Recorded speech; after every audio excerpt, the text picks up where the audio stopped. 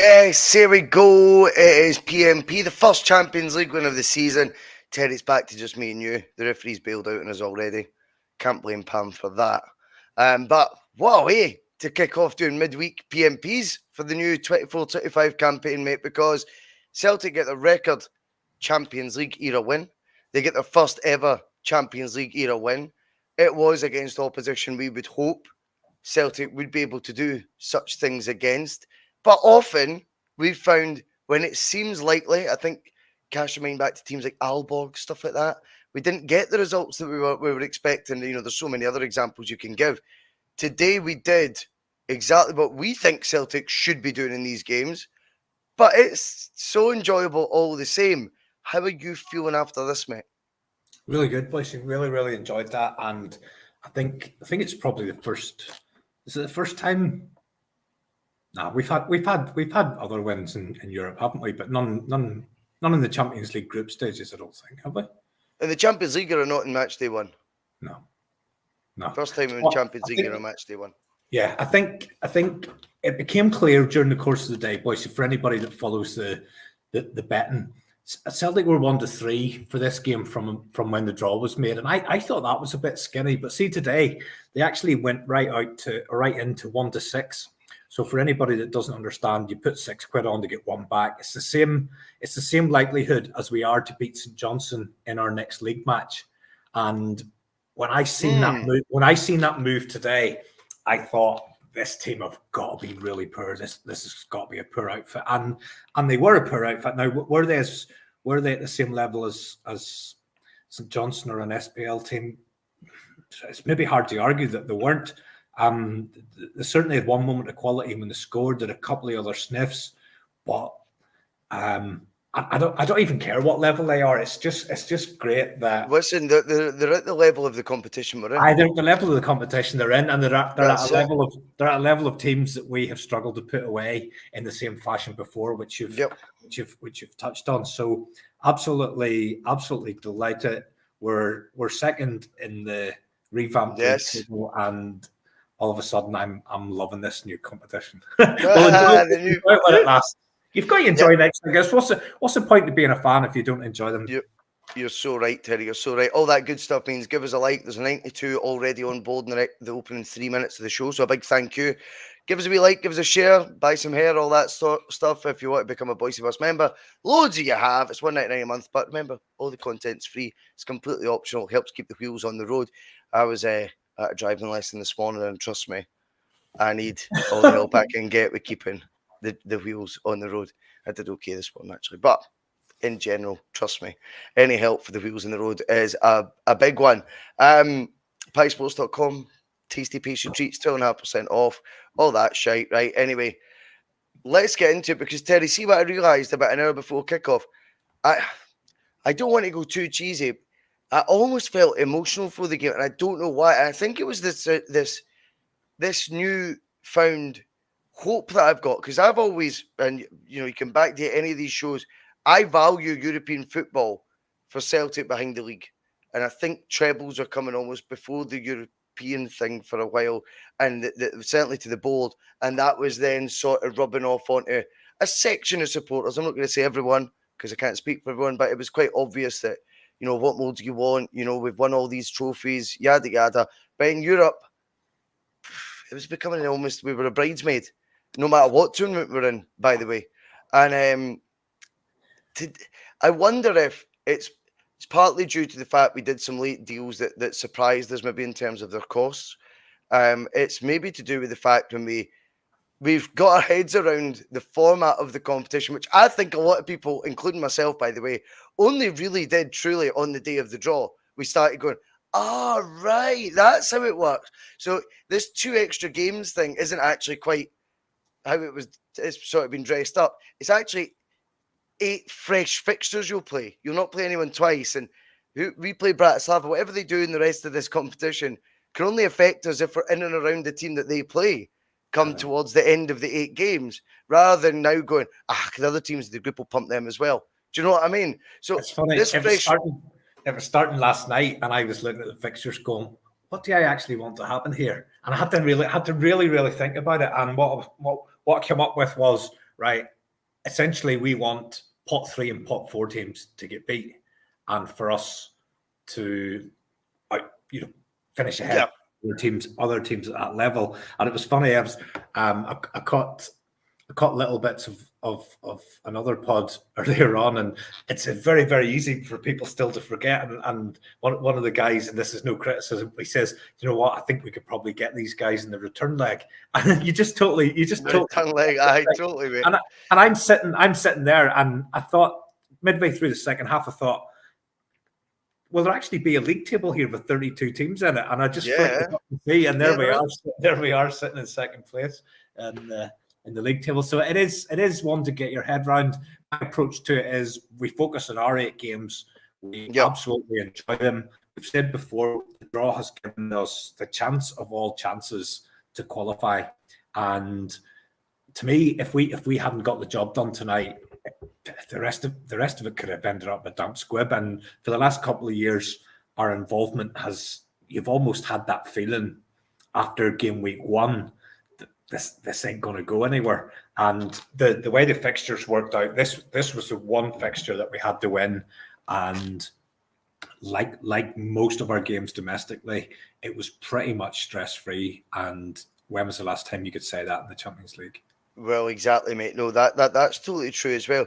I mean, just as I say, when we were leading up to it, I think that format thing that we've discussed there, and then going, it's a whole big, huge league table. You feel almost more involved in it instantly as well, obviously, particularly when you start with a win. But I also just felt, we spoke obviously a couple of weeks ago before the Celtic Rangers derby, and I said to you, I felt this. I think I said in the group chat, I felt disgustingly confident, and I know for a lot of people they still get that same. I don't get the same nerves over it. I think the ratio is what it is in that fixture, that they'll get the odd big result, they'll get the odd win when it's a nothing game. Like I think the last time they beat was these ties, mate. I was having the butterflies that you speak of or used to speak of in my case. I had the derbies. I had that tonight, and I had it an hour before, and I started listening to the champ. Sad. I went to go pick up my pal's dog, who's just in the background there, just for some company watching the game. And when I was walking there, I had my headphones on. I was listening to the Champions League anthem from years gone by at Celtic Park. When it plays, and then you hear the crowd roar. But through the headphones, I was like, fucking getting goosebumps, man. And now this is Bratislava, as you say, you could compare to maybe an SPL level team. It's the competition that is for me that, mate, this is where I want us to be judged at. This is our level where we can really assess, are Celtic progressing, or are they sort of making things look like they are, but really just banking money and essentially doing the same things that they should be able to do domestically and not making strides in Europe. And everyone just by come May is just so happy that we've won, say, a final against your rivals, and you've won the league at a canter, or it was tight a wee bit last year. These things make Europe seem that far away that we take our eye off it a bit. This year, with European competition as well, going into past New Year as well, guaranteed, because of the nature of the 8 fixture calendar that we've got, it keeps it as a more of a focal point for the fan. I wonder if the board have been acutely aware of that, Terry, when you look at how we've strengthened for this, because Europe isn't going to be something that's done and dusted, come the end of October, early November, whatever it is. Do you know what I mean? And everything just focused on domestic. This is going to be parallel to our season for nearly 2/3 of it. Over half of the season is going to have Champions League involvement. And I certainly think Celtic have a chance of making that 10 fixtures in it this year, which makes up a huge proportion of your season.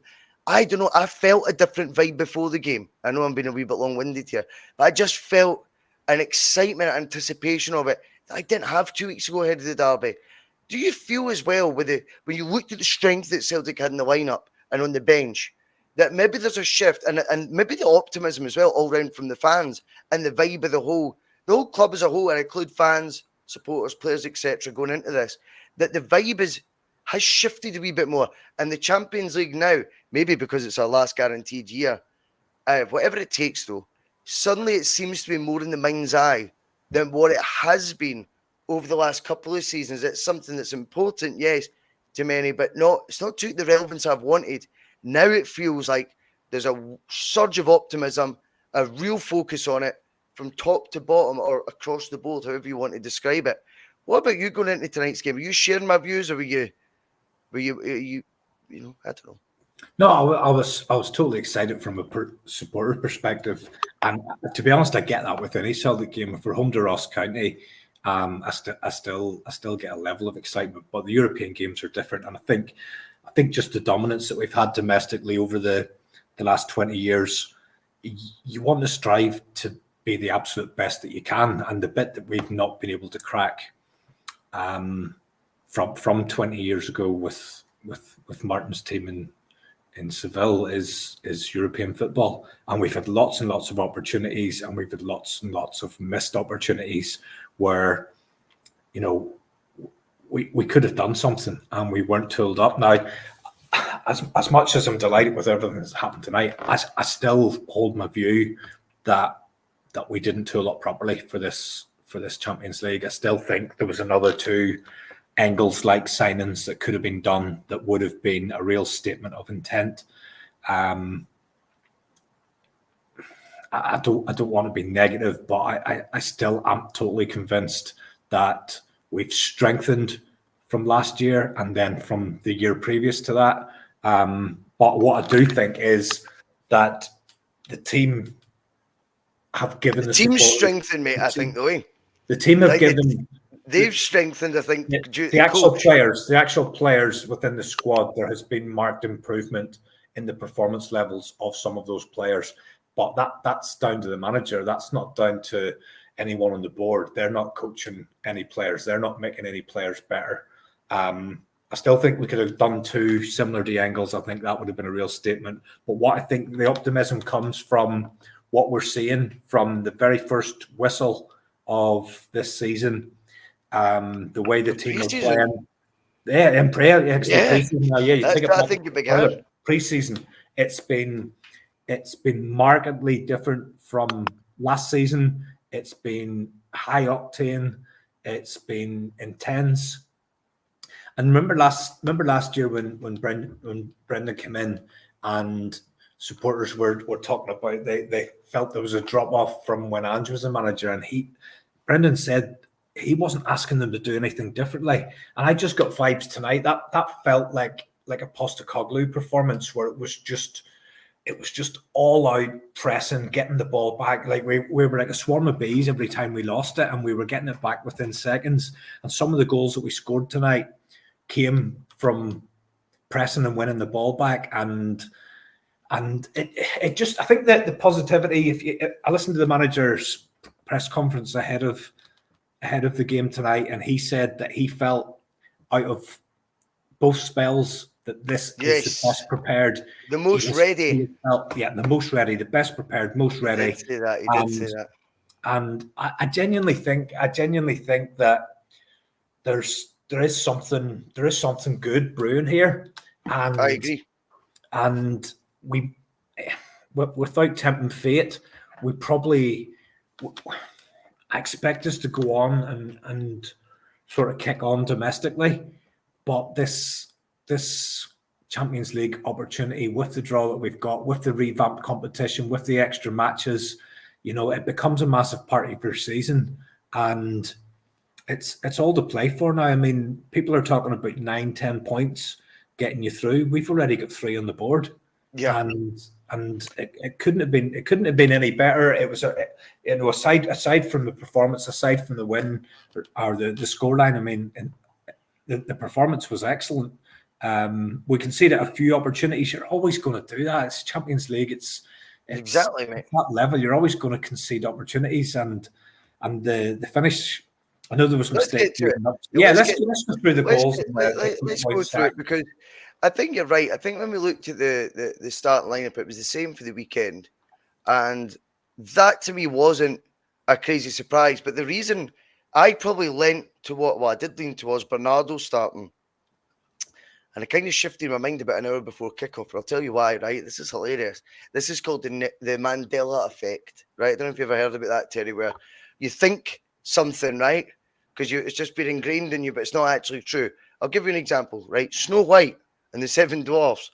Everyone thinks it's mirror, mirror on the wall, but she actually says magic mirror on the wall, right? For example.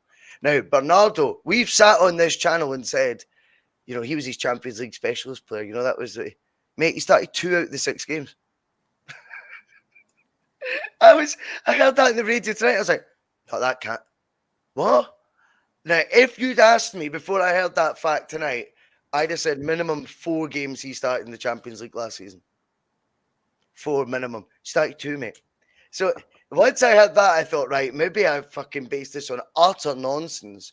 Right, which I think a lot of us were maybe in that boat where we thought Bernardo was his Champions League. There was one of them. He came on for a tatty after about 10 minutes. There was one. But that's to be expected. I mean, that's to be expected when you're a sub. You know what I mean? You're waiting in the wings. He wasn't fancy to start that one though. So he started 2 out of the 6. I could have sworn it was more than that. So once I heard that, I kind of diluted my view that it'll be Bernardo to start tonight. But what I liked about the lineup was I felt very relaxed that he was an option on the bench, such as the form.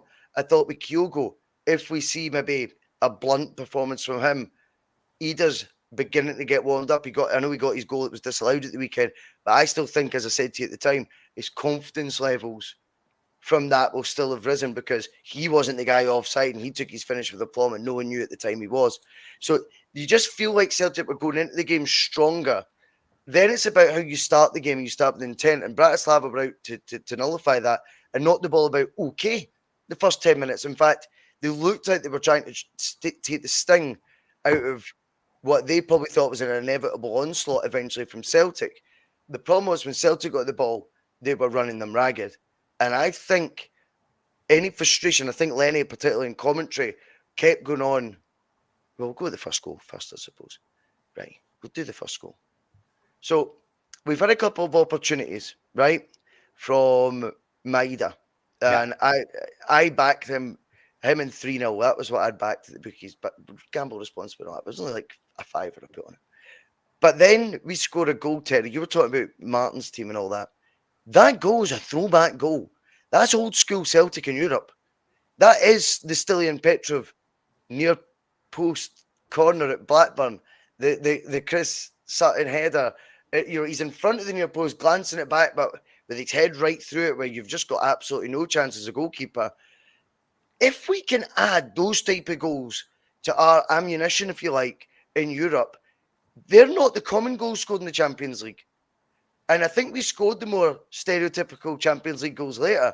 But if you've got that in the mix where you can put in quality deliveries like that, and with guys like Liam Scales who put their head on the line, out the road you, boom, there's something to be said for it. We know how effective it was back in the early 2000s, as you touched on earlier.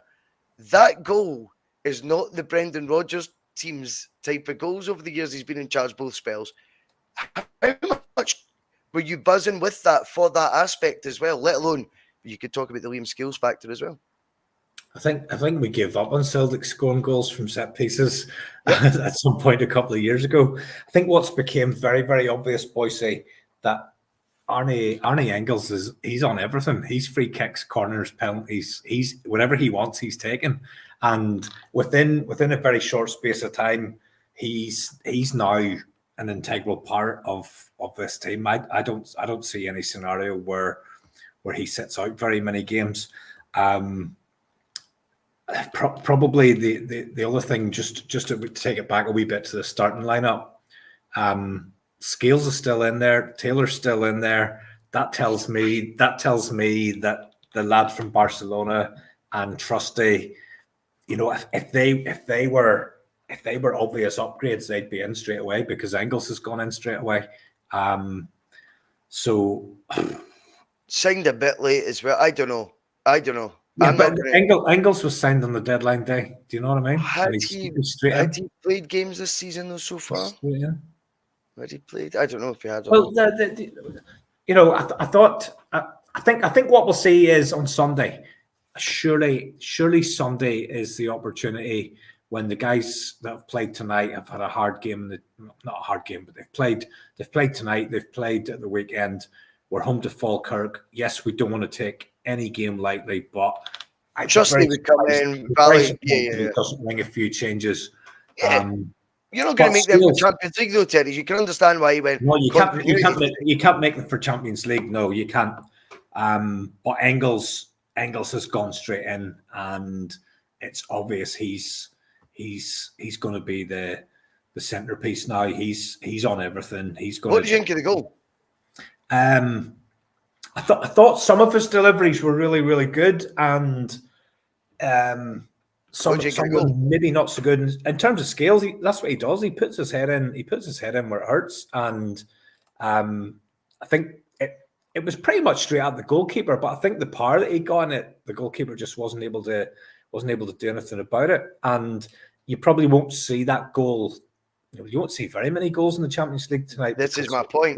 There weren't very many in the 8 o'clock games at all. Not delighted for Scales because we probably didn't think we'd be starting a Champions League campaign with him in the starting lineup again. And again, even defensively tonight, I thought he was excellent as well. And goal aside, I was thinking about this today. Like if Liam Scales was to leave Celtic, he's way beyond an Aberdeen or anything like that.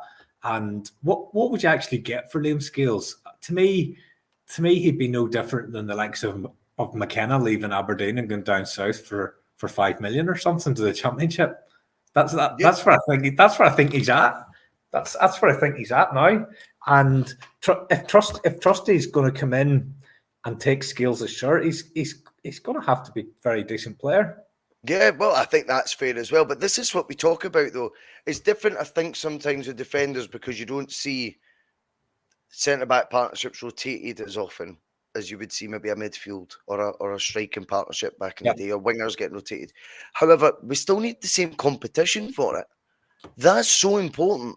And by the way, maybe Scales, his performance level will just slightly go up a notch as well when there's a £6 million guy waiting in the wings to take your jersey that everyone, and he'll know to a man almost, expects to take your jersey. Then you've got to show mental fortitude first and foremost, but it might also increase performance because competition always does that in any of the roles, regardless whether rotated or not. If you're getting pushed for that jersey, you're working that extra bit hard in training. You're trying to impress that extra bit more. And hey, fair play to him, by the way. I think that goal is a tool Celtic can utilise in this tournament that other teams won't. And if we can get near post crosses like that, with guys really willing to put their head on that ball like they mean it, which I don't think enough players do in modern day football. I think it's gone a bit. So yeah, so that's cool. Bravery is scarce in the modern game. But there's a niche in the market, mate. And if you've got the quality where you can go, I'm going to put it in that area, give yourself a 3-yard run at it, and do what you do best. I mean, that's a tool, mate. That's a tool that I hope that we utilise. Then we get to Killer Kyogo, mate. Obviously, me and you have had good banter about whether he's a killer or not and stuff. I don't know how he doesn't score the one right after it. See, when we're on that wave, this is Celtic in Europe, right? In a nutshell, right? I'm not being negative; it's just facts. When we concede a goal like the Liam Scales one, we concede that Kyogo chance 2 minutes later as well, right? They're always going to be clusters like that, right? We get the chance, and Kyogo, you've got your money on him scoring, hits it far too close to the goalkeeper. Goalkeeper makes himself big, blah, blah. But it's not right. So Maeda's had a couple of opportunities. One he skied, a header straight at the keeper. Kyogo's a gilt edge, and that's what he's there for. He's there for these wee moments where he's got to be instinctive and he's got it at the back of the net. He then has another one where he leans back, skies it. Do you remember that? The left foot? Yep. And you're thinking going into half time, I was a bit concerned that, albeit I thought their race was almost a bit run. I know, obviously it's different players and stuff, but we look at it as Celtic being Celtic. It could be a different 11 year on year, and we just still associate it as Celtic. And you're going, fucking hell, we could only be 1-0 up.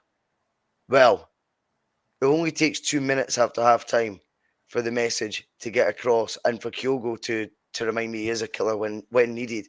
And it's a cool finish, mate. That wee shift to the hip to do it on the thigh and the back of the net. He makes that look cool. He makes it look easy. When you've missed a couple as well, I love the fact that he's got the confidence to take it like that. Didn't try and overthink it. That was brilliant. The build up to the goal's great. Kuhn with an assist, who I thought, again, was a bit gun-shy when it came to maybe just take a shot. He does these wee touches across, a wee bit too much for me. But again, I think he's grown as a Celtic player massively from when he joined in January. Kyogo, if he's going to be a 1 in 3 chance striker in the Champions League, he'll end up with a decent return, Terry. It's so funny how your opinion can flip-flop so quick in the space of the same game, because going to half-time, I'm like, 2 chances like that. This is the same story we've had the last 2 seasons. First year, he was getting experience. Second year, he scored against Atletico Madrid, if I remember. I'm not sure, another one. And then today, at half-time, 2 gilt-edged against shitey opposition. We can't do this movie all the time. 2 minutes in the second half, he's the one who's got you the cushion that you needed. It's interesting to watch his development now, but I also think it's an important goal for his Champions League campaign on a personal level too. It was the nerve settler in terms of the game, because Yep. no matter how dominant we were or how poor they looked, we've seen this movie many times before, and many times have you seen an away team who don't deserve to take anything, scoring on the counter attack and getting a draw, or maybe scoring 2 and taking points away. Like, you needed that cushion just in case anything did go wrong. And it's just Kyogo. I think what we see with all 3 of the Japanese players that are still there is the brilliant and sometimes the ridiculous. We talk about it mostly with Maeda because it's so obvious with him, but with Kyogo, he does miss a lot of chances, and he has missed a lot of chances, and he misses chances that you feel he should be scoring, and then sometimes he just turns around and scores a goal. You think you've absolutely no right to even try that, and then you've got Hatate, that volley you're going to say. Yeah, Hatate does things, and you're thinking, right, what's he doing? And then the next thing, something will come off. And all 3 of those players, I think if they were perfect, they wouldn't be with us. Yeah. You know, that's just what you've got with them. There's gonna be times where they're gonna leave you frustrated and scratching your head, and then there's gonna be times where they're just gonna leave you elated and full of joy, and that's just what you've got. But I think it was very important. The Japanese contingent you talk about there, Terry, it's interesting. I don't know if you remember this time sort of last year when we were going into the Champions League, I said, imagine if Celtic were to become like sort of known for they've got 3 Japanese players that are causing havoc in this tournament. I remember when we played Basel in the qualifier, in fact, we lost out to them. They had 2 South American strikers, remember? Right. And they were known for randomly having, like, it was an Argentine, I think they may be both Argentinian, but it was like, what the where are they? And they became notorious. They played in the Champions League. They took points, I'm sure, of maybe even Liverpool that year. And it was like, it was almost unique because you're going a Swiss team with, and I think a Scottish team with these 3 Japanese players, if they make waves, it gives you sort of a uniqueness about you that will get spoken of. And I think that's quite important, because when you're getting spoke of, fear can get attached to that as well. Or certainly at the very least, respect can get attached to it, going, you need to be wary of them. And it's because of that sort of sort of unusual 3 Japanese players as a trio playing sort of in the attacking areas for Celtic, scoring goals, assisting goals in the Champions League. That will get some sort of notoriety, and I think definitely is a good thing. I think it's great to have those sort of images. I remember when you watched last season to this year, the same mistakes I think we'll see. I just hope that the ratio of opportunity that they get will improve, because the team's improved, and therefore they'll still, for every shite he might either cross, he'll have more crosses into the box to be good. For every wild volley attack he does, he tried outside the box. I don't know if you remember it. And it went right. I think he generally was trying a 35, 40-yard, volley, at waist height. But there'll be more opportunities outside the box on this year for one to go, spanking into the back of the net. Kyogo has 3 opportunities, but he scores the 3rd. If we as a team are improving and evolving, these mistakes they might make individually might still occur, but there'll be more scope for them to get the ones right that they do, and they'll be the ones that impact the game. I think it'll be interesting now. It is off the mark, albeit he was off the mark at the weekend, but it didn't count. He's off the mark.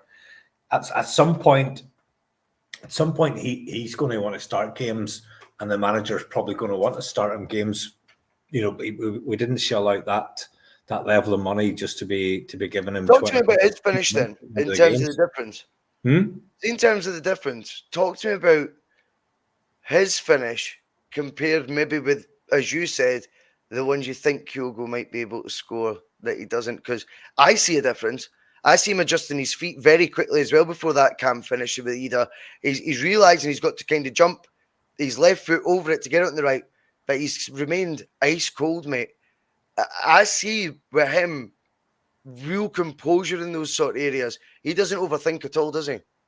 I think he's bound to be still just riding on the high wave of the winner in the cup final, because he's just gone from that game. Then he's gone back down to Norwich. He's done pre-season with them. He's did bits and pieces of pre-season friendlies. Then he's come back up to us, and he's had a few minutes here and there, but not really had any chances. There wasn't really anything that he missed. And then he gets his chance at the weekend, puts it in the net. It's disallowed, and he gets a chance again tonight, and he's put in the net. So his confidence is bound to be absolutely soaring, because the last three chances that he's had for us, he's scored, and he probably feels all I need is 20 minutes, half an hour here, and I'm going to score. And what he does as well is his goals come in big moments. You look at last season, big games. He influences outcomes. It'll be interesting. Some of the away games. Does Ida become a better option than Kyogo in some of the away games where we're maybe not going to have as much possession, and we're going to be wanting to try and get the ball up the pitch and try and hold it up a bit more? Would that play into his skill set a bit better than Kyogo's? That'll be an interesting one, and I wouldn't be surprised if he starts some of the away games for that purpose. I get, which I totally understand, but I think then there's almost a condoning of, well, you're not doing that game, but the easier games for you, which I'm sorry, the home games for Celtic are easier games domestically. It's a different game. Leaning towards, if you want to start those, that's because I think it'll be a fair fight, mate. And I think if Ida grabs his opportunities and scores goals and then eventually takes the jersey, it'll be up to Kyogo to win it back. Home or away. That's competition. I don't think it'll... I think at times it'll be horses for courses as well. But I'm not necessarily going to go down the road of it'll just be the away games for Ida and things like that. I think if Brendan, I should say, is looking at it from an angle where he's going, this is the guy in form. I don't think he'll care whether it's a home or away fixture. He'll play the next game to win it. And if that means it's Adam Ida ahead of Kyogo, so be it. I get what you're saying about style-wise. That makes sense as well completely. But I think overall there'll be a ruthlessness in this Celtic selection, if you like, now, all across the team, or majority of the team, where it's going to be, one bad game, there's someone breathing down your neck to take the jersey, and that's what we've wanted. I still think that competition can go to another level. Brendan was quick to remind us that. You were talking about the pre-match presser. He reiterated it about 3-4 times that, we're not going to stand still here, though. This isn't it yet. There's still more we can do to make it better. But in the here and now, I think we've got 2 strikers. I would like 3, but we've got 2 right now going for the jersey, Terry, home or away. And it's up to you whether you take it or not. Kyogo, I think, will feel relieved he got his goal, having missed a couple of opportunities in the second half. From Ida's point of view, he can't do any more than what he's done. Simple as that. He can't keep doing more. So that keeps Kyogo having to make sure if he makes errors or doesn't take opportunity, that he rectifies it on the game time, on the minutes he's got in the park, because when Ida comes on, he's going to stake his claim more and more by doing that. These are the first world problems we want, Terry. But I think until we get to the point where Ida's starting games over Kyogo, there's still a number 1 and a number 2, regardless of what the manager says. But again, thinking ahead to the weekend, I think Ida will get the start at the weekend. But I still think if we had a key game, if we had a key game this weekend, I still think it'd be Kyogo that starts it. Right now, yeah, I think yeah. that's fair. I think But it'll play it over the season. But I think there will come a point, and I know Kyogo, I think he played virtually every game last season, but the period before that he had been injury prone. I think there will come a point where Ida gets a run of games, and it's what he does during that run of games that then determines, okay, you've now got the jersey, you're staying in. It's up to Kyogo to try and get that back off you again. Yeah, absolutely. I mean, we talk about jerseys. I mean, Engels, we knew with the £11 million price tag, it was going to be difficult to find a reason to then tell Lowell and co, just playing them into the team. They're like, right, listen, didn't fucking bother with two of them.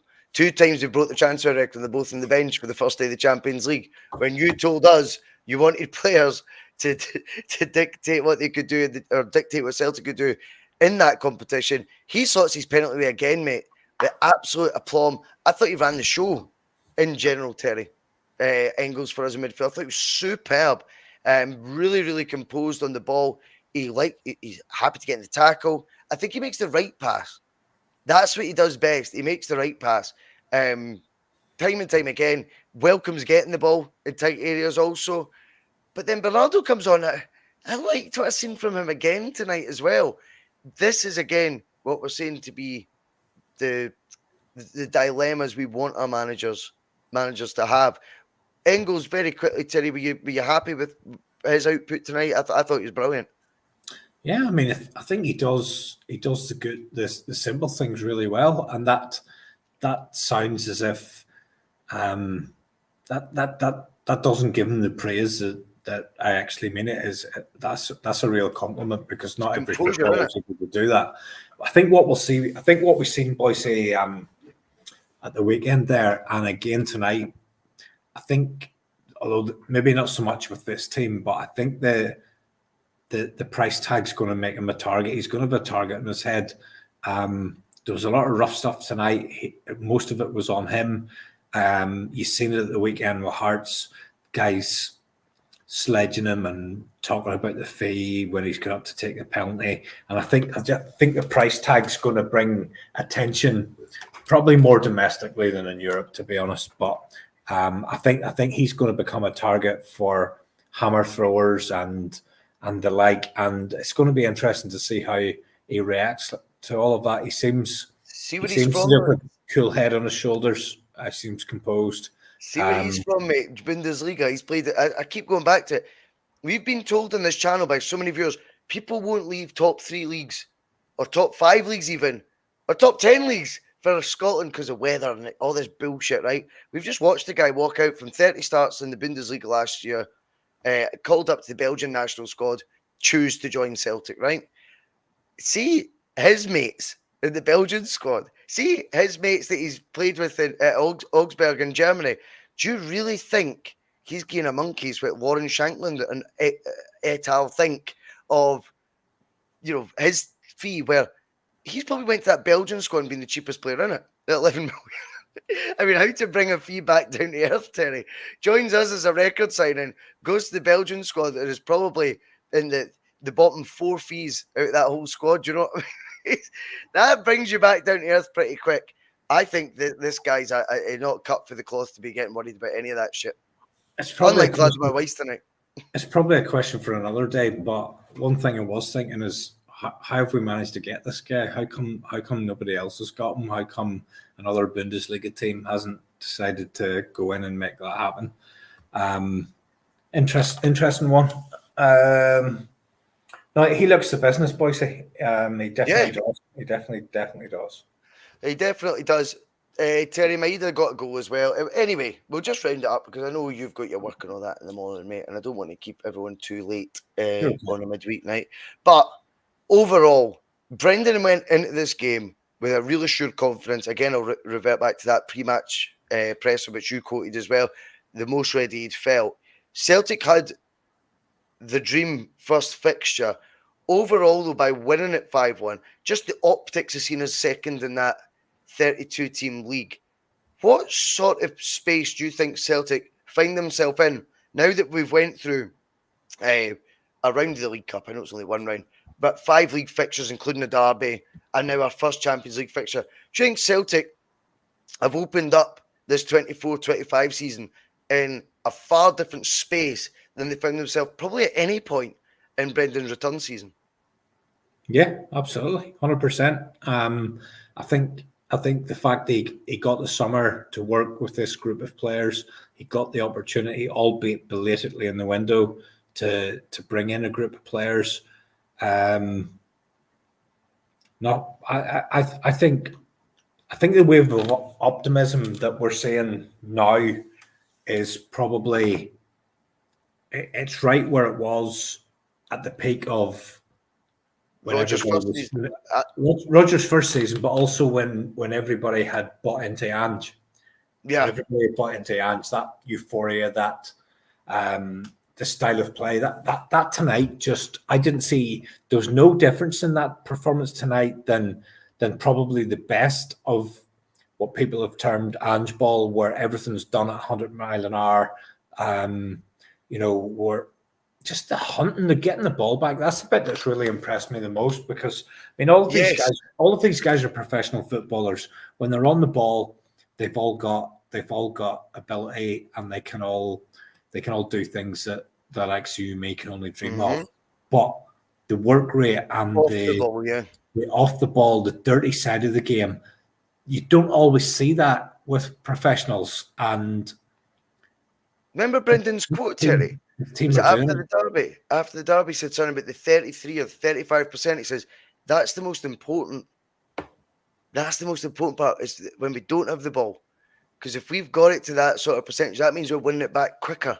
And that then means we're playing with your possession stats are better because you've won the ball back and you're back in possession. It's so clever, though. It's so clever. But he said, when you look at his, I thought, I've never thought of it like that. And it's, the possession stats, the important bits, the other side of it. And the shorter you get, that means you must be fighting, unless you're playing utter dugmeat, which I think Bratislava at times tonight were threatening to become when they were, every pass was going out the park and stuff. But overall, I think you're right.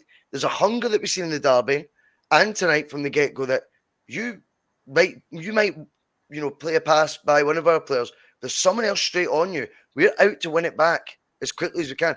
Players want to rectify any mistake they've made in possession for Celtic as well.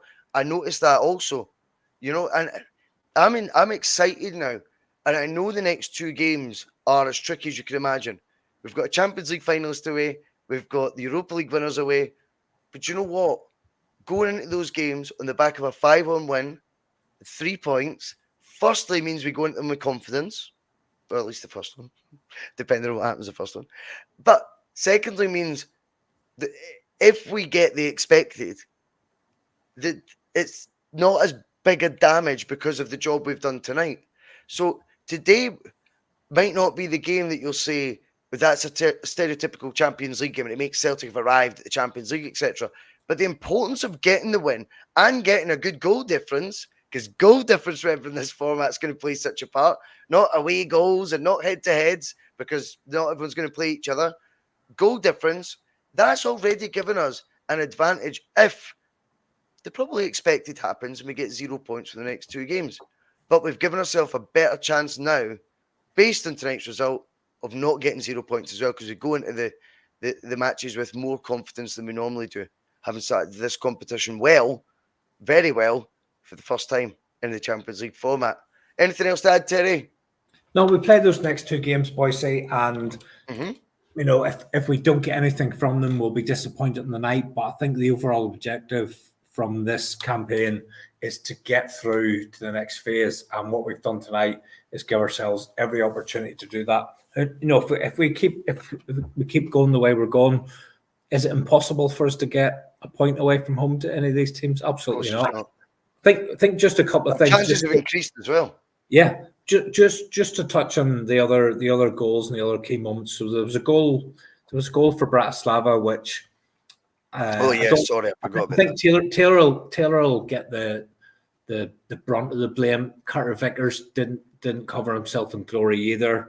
Then we had the 4th goal, which was from Maeda with That was the three Japanese players we were talking about. That was a piece of Kyogo, footwork. But McGregor Kyogo was really Hatate, involved in that. McGregor was involved in that move about 3 different times. He was instrumental on that one. And then the last one was obviously the Ida Forest, goal. that Forest pass as well. Oof. Forest to Ida. Yeah. Oof. I mean, and you know what? See their goal, it was scored by a former EPL player who's only 31 who cost £18 million at one point. Kevin Wimmer cost, I think it was Stoke bought him for Spurs for 18 million at one point. And he's only 31 now playing for Bratislava. So, the only one who scored against us is an 18 million pound centre back, former EPL player. So it's not, it wasn't Vladimir Weiss. That's the most important thing, Terry. Who still as irritating as he was 12 years ago. I think I heard the commentator. Yeah, he was. Yes. I seen Vladimir Weiss play one other time against Celtic when I think he was at Man City. He was one of these kids at Man City who brought through. I think I've seen him at a pre-season game, but I don't really remember him from his Rangers time for anything he'd done on the pitch. But I know that he was quite vocal, and he's quite vocal, yeah. But interestingly, I heard the commentator say tonight that team was assembled for £3 million. Yeah.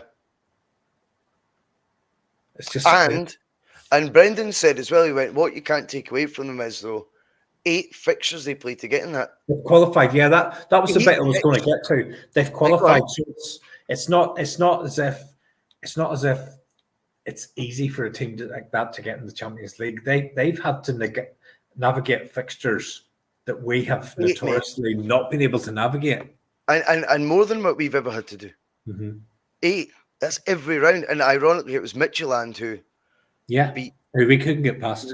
We couldn't get past. So, 100%. get fair play to them. As I say, you can only beat what's in front of you in any competition as well. At the end of the day, Bratislava are in the same competition as Bayern Munich. End of. Right? They're there. That's what we've had to play. We've got as valuable as 3 points as what Bayern got by beating Zagreb 9-2. Oh, wait a minute. We've got Zagreb in our fixture list. Hopefully, that result last night for Bayern against them, knocks the wind out their sails a bit as well and makes them maybe more vulnerable by the time our fixture with them comes round. It can only have a negative effect. Conceding 9 goals in a game can only have a negative effect, mate. And that's probably the beauty of this. You're keeping your eye out on different results. You're thinking they're in our group. Yeah, they're not in our group. Yeah, exactly. No, you're right. You're absolutely right. But it's a fascinating output. But as it stands right now, Celtic currently sit on in second place in the Champions League table of 32 teams. We're above Real Madrid. We're above Liverpool. We're above Juventus, Dortmund. Only Bayern Munich are ahead of us after an explosive start. Celtic part of 5-1 win. We've got another 3 home games. We've got 4 away games. 3 of those away games I think are particularly tricky. The other one is against the team who conceded 9 goals. The 3 home games, all winnable. This is an exciting time to be a Celtic fan, and me and Terry will be doing the P.M.Ps throughout. I will let you all go. 230 live, by the way. Thanks so much on a midweek. Really appreciate that. I know, can't thank you all enough. Terry, thank you. And I know you've obviously got work earlier. I'll crawl out my bed. I'll catch you Sunday. Yeah, mate. No worries. I'll see you all later. Thanks again. Cheers.